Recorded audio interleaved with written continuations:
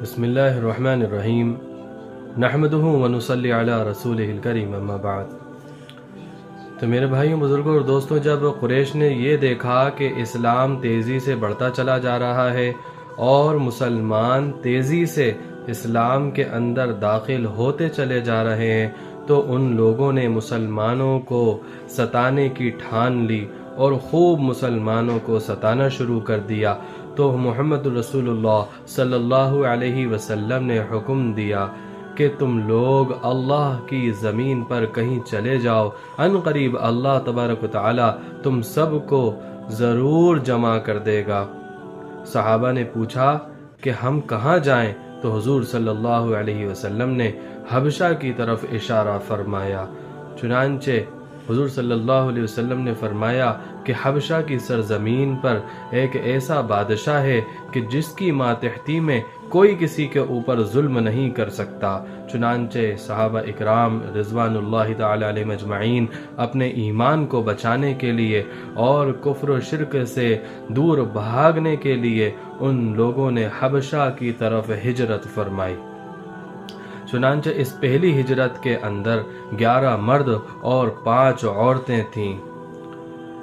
جب یہ لوگ حبشہ کی طرف روانہ ہوئے تو ان میں سے کچھ لوگ تو پیدل تھے اور کچھ لوگ سوار تھے۔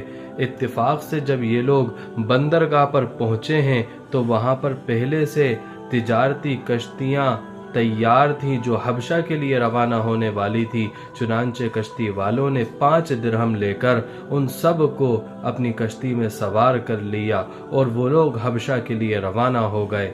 قریش کو جب معلوم ہوا تو ان لوگوں نے ان کے پیچھے اپنے آدمی دوڑائے، لیکن جب وہ بندرگاہ پر پہنچے ہیں تو پہلے ہی وہ کشتیاں نکل چکی تھیں۔ چنانچہ رجب سے لے کر شوال تک یہ لوگ حبشہ میں مقیم رہے۔ پھر اس کے بعد شوال میں ان کو خبر پہنچی کہ اہل مکہ مسلمان ہو گئے ہیں، تو ان لوگوں نے دوبارہ مکہ کی طرف کوچ کرنے کا ارادہ کیا۔ چنانچہ جب یہ لوگ مکہ کے قریب پہنچے ہیں تو ان کو معلوم ہوا کہ ان کو جو خبر ملی تھی کہ اہل مکہ مسلمان ہو گئے ہیں، ان کو معلوم ہوا کہ وہ خبر جھوٹی تھی، فریب تھا اور ایک پروپیگنڈا تھا۔ چنانچہ یہ لوگ کشمکش میں پڑ گئے کہ اب کیا کریں۔ چنانچہ کچھ لوگ تو چھپکے سے مکہ میں داخل ہوئے اور کچھ لوگ کسی کی پناہ لے کر کے مکہ میں داخل ہوئے، لیکن اب قریش نے ان کو اور زیادہ ستانا شروع کر دیا۔ چنانچہ حضور اکرم صلی اللہ علیہ وسلم نے دوبارہ حبشہ کی طرف ہجرت کرنے کی اجازت دے دی۔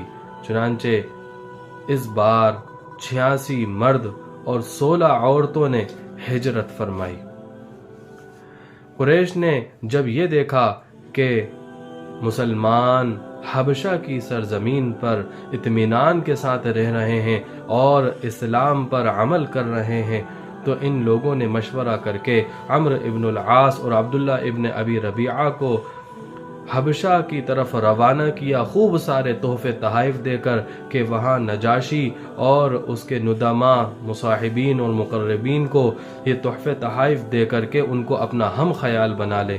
چنانچہ یہ دونوں روانہ ہوئے حبشہ کی طرف اور سب سے پہلے وہاں پہنچ کر وہاں اس کے ندما اور مصاحبین سے ملاقات کی اور ان کو ہدیے تحائف دیے اور ان سے یہ کہا کہ ہماری قوم کے کچھ بیوقوف لوگ، کچھ نادان لوگ اپنے آباء و اجداد کے دین کو چھوڑ کر کے تمہارے یہاں حبشہ میں مقیم ہے اور انہوں نے تمہارے مذہب کو بھی اختیار نہیں کیا ہے، یعنی عیسائی مذہب کو بھی اختیار نہیں کیا ہے۔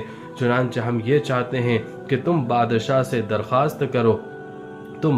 سے اس بات کی درخواست کرو کہ ان مسلمانوں سے بغیر بات چیت کیے وہ ان کو ہمارے حوالے کر دے۔ چنانچہ ان لوگوں نے اس کی تائید کی، ندما اور مصاحبین اور مقربین نے ان کی اس بات کو قبول کر لیا۔ چنانچہ ان لوگوں نے نجاشی کے سامنے اپنی بات رکھی کہ ان مسلمانوں کو ہمارے حوالے کر دیے جائیں، اور جو نجاشی کے مقربین اور مصاحبین تھے اور درباری تھے ان لوگوں نے بھی ان کی تائید کی کہ مسلمانوں کے اس گروہ کو، مسلمانوں کی اس جماعت کو ان کے حوالے کر دیے جائیں، لیکن جس بات کا ڈر تھا وہی ہوا۔ نجاشی غصہ ہو گیا کہ میں بغیر بات چیت کیے ان کو تمہارے حوالے ہرگز نہیں کروں گا۔ کیسے ہو سکتا ہے کہ کوئی میرے ماتحتی میں آ کر کے رہ رہا ہے اور ان سے بات چیت کیے بغیر میں ان کے مخالف کو ان کو حوالے کر دوں؟ یہ میں نہیں کر سکتا۔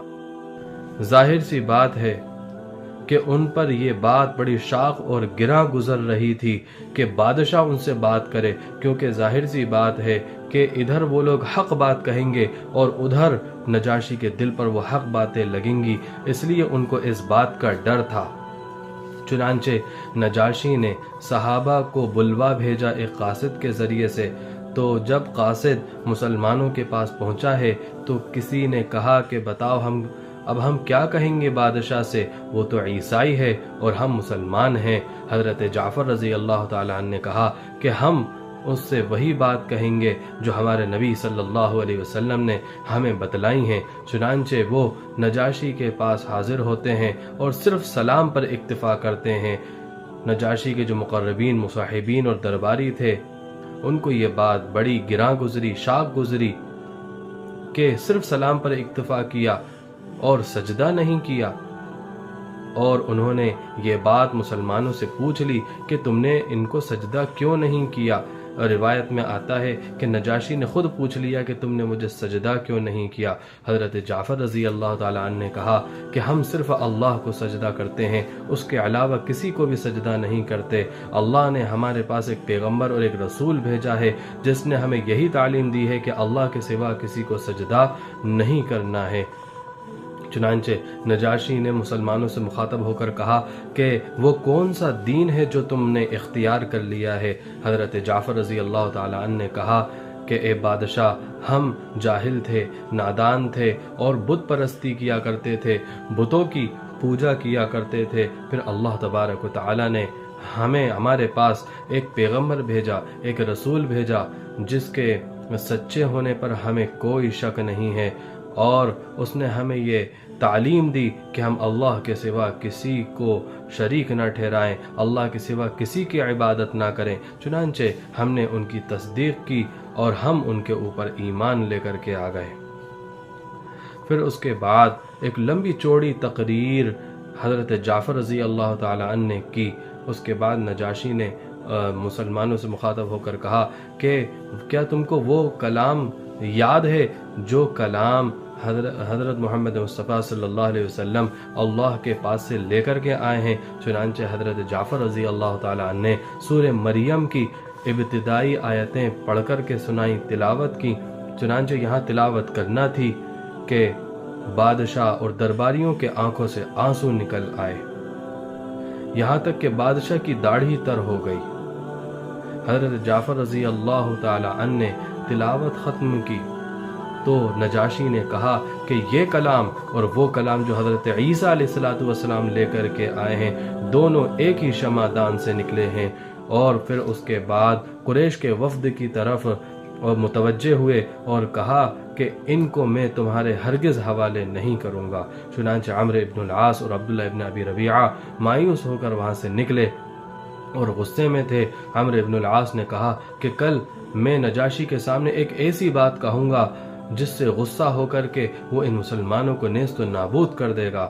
عبداللہ ابن ابی ربیعہ نے کہا کہ دیکھو بالکل ایسا نہ کرنا، وہ ہمارے رشتہ دار ہیں، قرابت دار ہیں، اگرچہ مذہباً مخالف ہیں لیکن وہ ہمارے قرابت دار ہیں۔ لیکن عمرو ابن العاص نے ایک نہ سنی اور اگلے دن نجاشی سے کہا کہ یہ لوگ حضرت عیسیٰ علیہ السلام کے بارے میں بڑی سخت بات کہتے ہیں۔ چنانچہ نجاشی نے دوبارہ قاصد بھیج کر کے مسلمانوں کو بلوایا۔ اس بار مسلمانوں کی جماعت تھوڑی پریشان ہو گئی کہ حضرت عیسیٰ علیہ السلام کے بارے میں نجاشی کے سامنے کیا کہیں گے، لیکن انہوں نے بالکل خوف نہیں کیا اور انہوں نے کہا کہ ہم حضرت عیسیٰ علیہ السلام کے بارے میں وہی بات کہیں گے جو ہمارے نبی صلی اللہ علیہ وسلم نے ہمیں بتلائی ہے۔ چنانچہ نجاشی کے سامنے وہ لوگ حاضر ہوئے اور نجاشی نے ان سے سوال کر لیا کہ تم حضرت عیسیٰ علیہ السلام کے بارے میں کیا کہتے ہو؟ چنانچہ مسلمانوں میں سے حضرت جعفر رضی اللہ تعالیٰ عنہ نے کہا کہ ہم حضرت عیسیٰ علیہ السلام کے بارے میں وہی کہتے ہیں جو ہمارے پیغمبر مصطفیٰ صلی اللہ علیہ وسلم نے ہمیں بتلائی ہے۔ چنانچہ حضرت عیسیٰ علیہ السلام اللہ کے بندے تھے اور اس کے رسول تھے اور اللہ کے ایک خاص روح تھے اور اللہ کے ایک خاص کلمے تھے۔ نجاشی نے زمین پر سے ایک تنکا اٹھایا اور کہا کہ خدا کی قسم جو مسلمانوں نے کہا ہے حضرت عیسیٰ علیہ السلام اس سے ایک تنکا بھی زیادہ نہیں تھے۔ اس کے درباریوں کے ناک منہ بن گئے، لیکن نجاشی نے اس کی پرواہ نہیں کی اور یہ کہا کہ جو مسلمانوں نے کہا وہ حق بات ہے، بھلے ہی تم کتنا ہی ناک منہ بناؤ، لیکن مسلمانوں نے حق بات اور سچ بات کہی ہے۔ اور مسلمانوں سے کہا کہ تم یہاں پر امن و امان کے ساتھ رہو، یہ لوگ مجھے اگر سونے کا ایک پہاڑ بھی لا کر کے دے دیں گے تب بھی میں تم کو ان کے حوالے نہیں کروں گا۔